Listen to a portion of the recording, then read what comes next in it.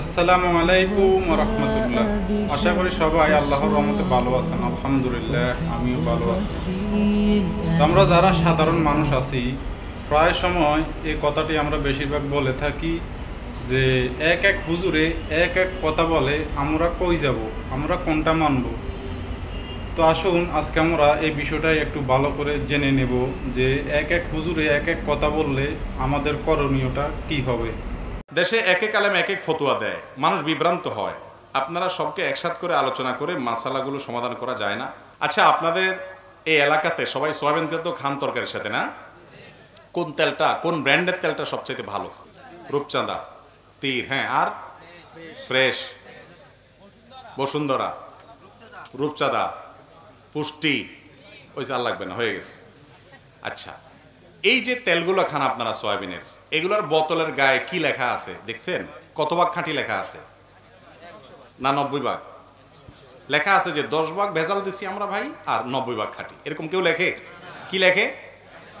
100 ভাগ খাঁটি, তাই না? আচ্ছা, এখন আপনি একজন তেলখোর হিসাবে, মানে তেল খান সেই হিসাবে, আপনি কি কখনো বলছেন যে কার কথা শুনবো?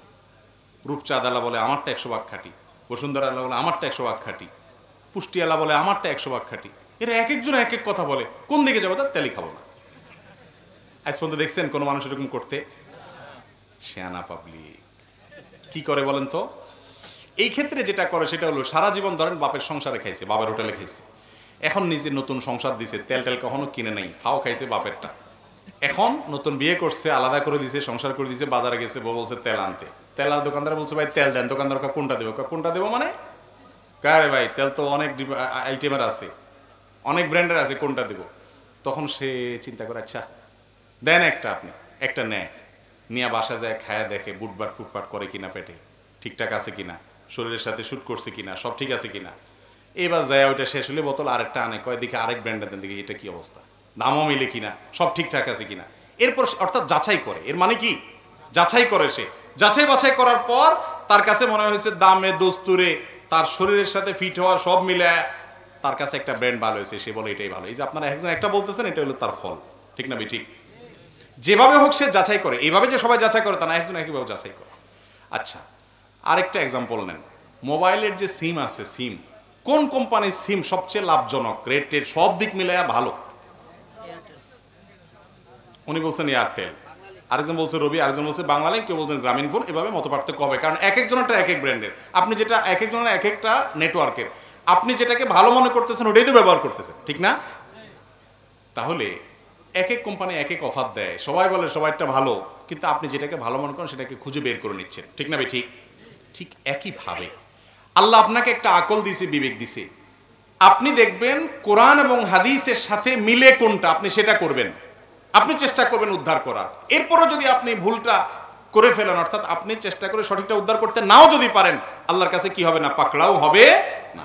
কিন্তু আপনি যদি হুজুরদের দোষ দিয়ে দেন, হুজুররা এক একজন এক এক কথা বলে, দুধ নামাজই পড়বো না, তো এটা কোনো বুদ্ধিমানের কাজ হতে পারে না। আলেমরা সব একসাথ হয়ে যাবে, একমত হয়ে, এটা কোনোদিনই সম্ভব না।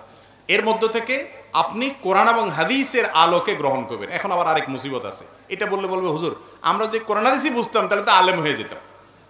না, আপনি আলেম হওয়া জরুরি না, কিন্তু কতটুকু ভালো মন্দ এতটুকু পরখ করার মতো বুদ্ধি আপনার মাথায় থাকা উচিত। একজন লোক লেখাপড়া জানে না, নিরক্ষর, এই বেচারার জমি রেজিস্ট্রি হয়েছে তার নামে, রেজিস্ট্রি হয়েছে কিনা ঠিক মতো, দলিলটা আইনা বৌমার কাছে চলে যায় প্রথম, যা বলে বৌমা তুমি তো মেট্রিক পাস করছো, দেখো তো এখানে দলিলে কি লেখা, আমার নাম বাপের নাম আসেনি, দেখো তো দাগ টাগ সব ঠিক আছে কিনা।